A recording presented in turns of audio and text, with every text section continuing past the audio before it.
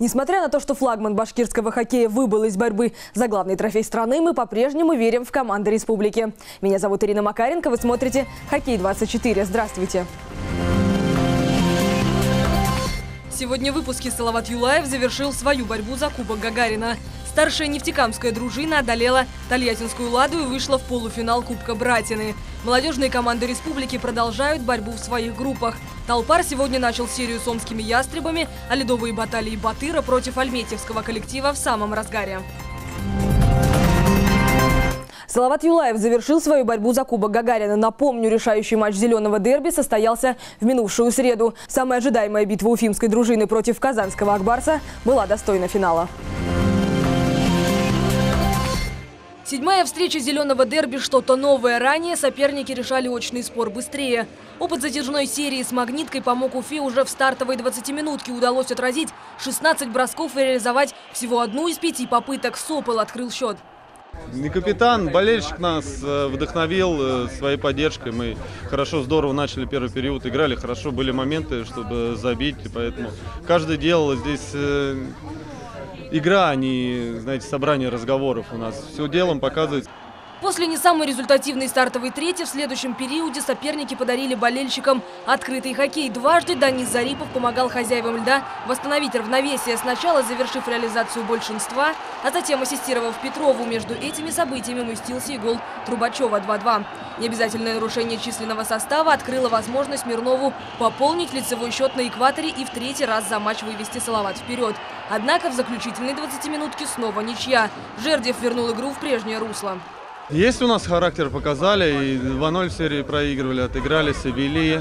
Команды две ровные.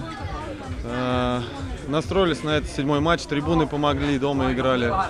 В этом у нас преимущество было, поэтому так отыгрывались в постоянном счете. Потом уже, когда повели, сыграли грамотно в обороне на удержание счета.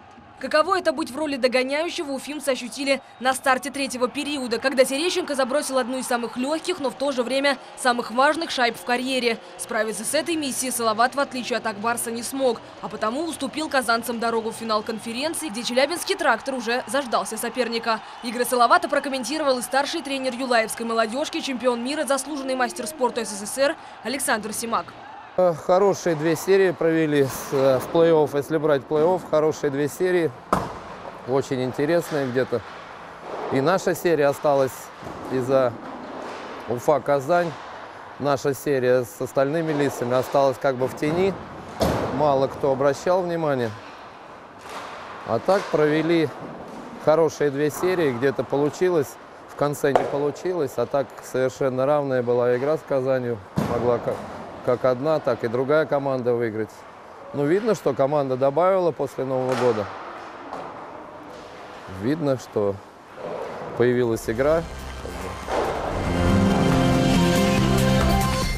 Главная нефтекамская дружина вышла в полуфинал чемпионата высшей хоккейной лиги. Накануне «Тарос» одолел Тольяттинскую «Ладу». Счет в серии 4-1.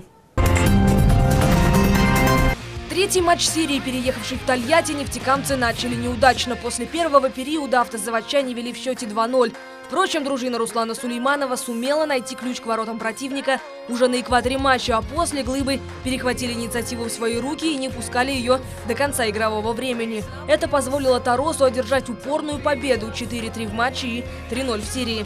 Четвертая встреча могла стать заключительной в раунде, но на этот раз «Лада» одолела чемпионов 3-1. Однако серия завершилась уже в следующем матче. Противостояние соперников получилось по-настоящему упорным. За два периода любители хоккея так и не увидели ни одной заброшенной шайбы. Счет открыл Юрий Кокшаров в третьем игровом отрезке 1-0.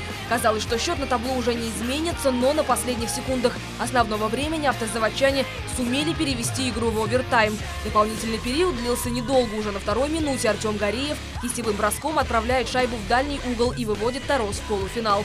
В телефонном интервью нашей программе игры старшей нефтекамской дружины прокомментировал экс-главный тренер Салавата Юлаева Венер Сафин. Тарос, в общем-то, и перед началом сезона котировался как один из фаворитов высшей хоккейной лиги, и поэтому ничего удивительного нет, что они сезон прошли довольно-таки ровно, но там за исключением небольшого спада. В общем-то, сезон прошли ровно и сыграли, я думаю, в свою силу. Может быть, где-то могли, может быть, чуть лучше выступить, но, как говорится, не суть важно. Ведь все решается не в круглом чемпионате, не регулярном, а в плей-офф.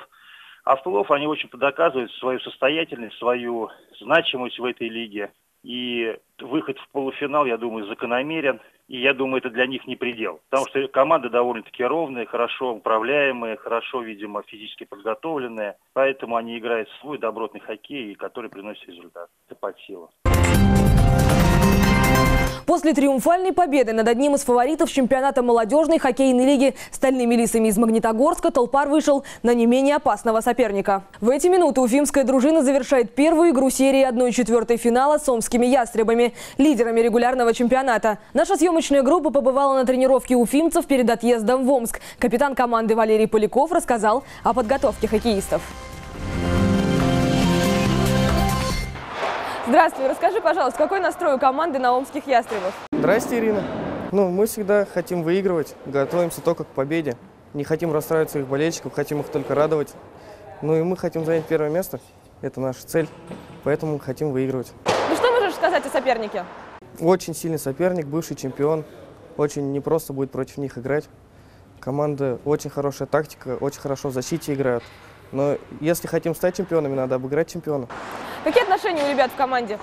В команде отличные отношения, все хотим выигрывать, все дружим, общаемся хорошо. Подкрепление с первой команды пришло, и они тоже очень хорошие ребята.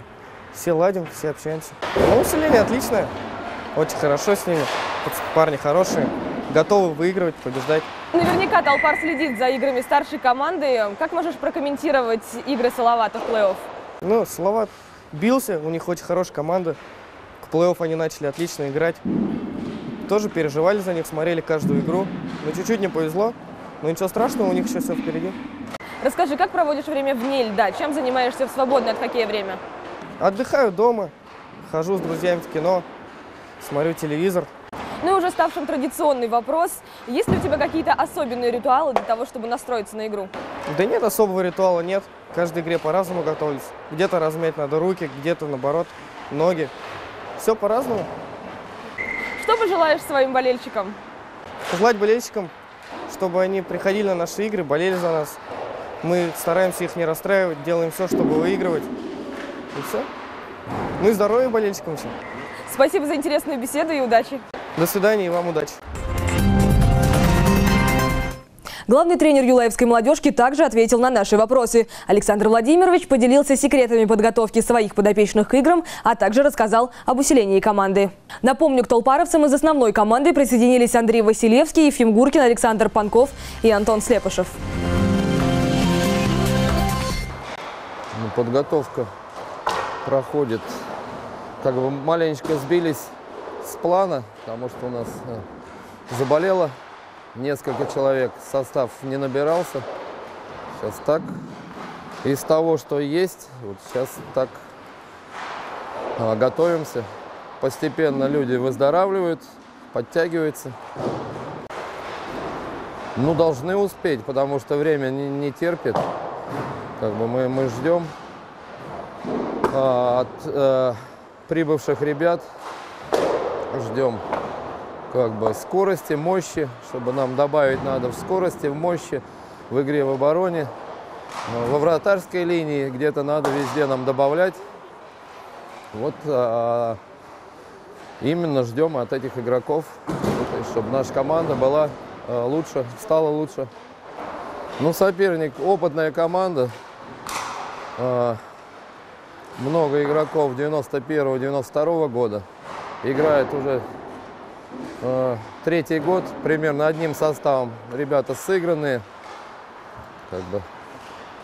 И что говорить о сопернике, если омские ястребы заняли первое место в регулярном чемпионате, а с большим отрывом выиграли.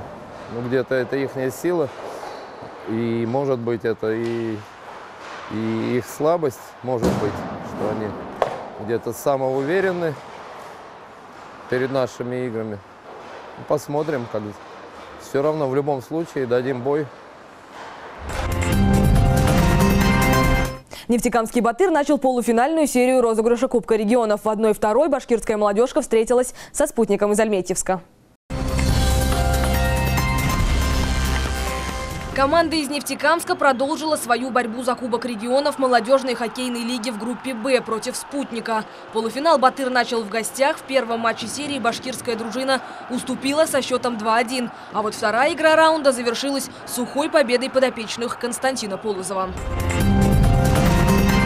Специально для любителей башкирского хоккея наш телепроект объявляет творческий конкурс. Вы имеете уникальный шанс выиграть игровую майку молодежной команды «Талпар» с автографами всей дружины. Задача проста. Присылайте свои творческие работы, посвященные хоккейным командам республики. Это могут быть песни, рисунки и видеооткрытки на заданную тематику. Итоги конкурса подведем в следующих выпусках.